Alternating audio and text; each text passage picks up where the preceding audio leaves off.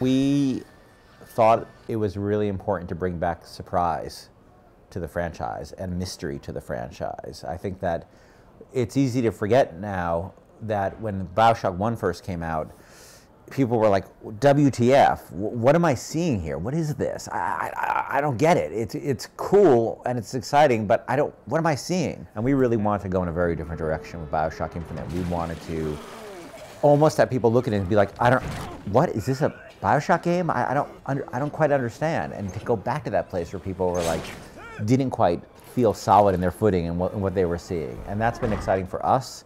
And I think, that we weren't surprised by the reaction we got when people sort of didn't at first know what to make of it. But I think the more, especially once these people see the demo, they understand what's going on and how it fits into the BioShock world.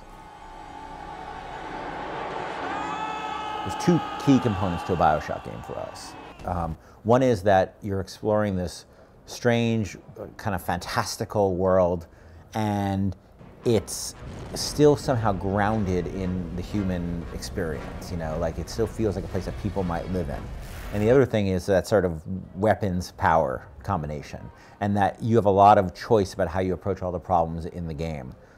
There's this expression which is when all you have is a hammer, everything looks like a nail.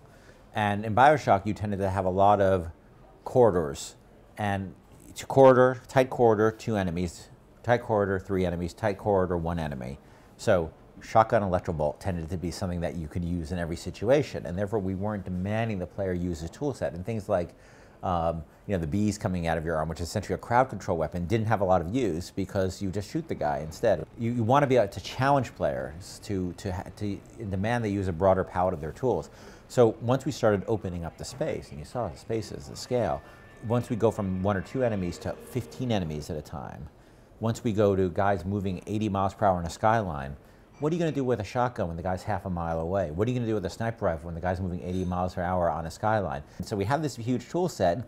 We needed to expand what we demanded of the player in terms of what we wanted them to use in that tool set. We're never interested in saying, this is a commentary on current political situation X. We try to deal with themes that are a little more universal and timeless. I think that if you're seeing anything that's happening in America now or in any other country, it's not the first time it's happened. It's happened over and over and over again. There have been nativist movements throughout history. I'm sure you go back to ancient times, there have been, oh, the guys from that farm are no good. The guys from this farm are great. And so you see these things recurring. You certainly saw it in the time period of the early 1900s time period. You saw a lot of nativist movements. So we're trying to deal with universal themes, not make sort of a narrow commentary on anything happened today. We're more interested in how societies evolve and how ideas evolve and how ideas become, sort of people place themselves under the rubric of ideas.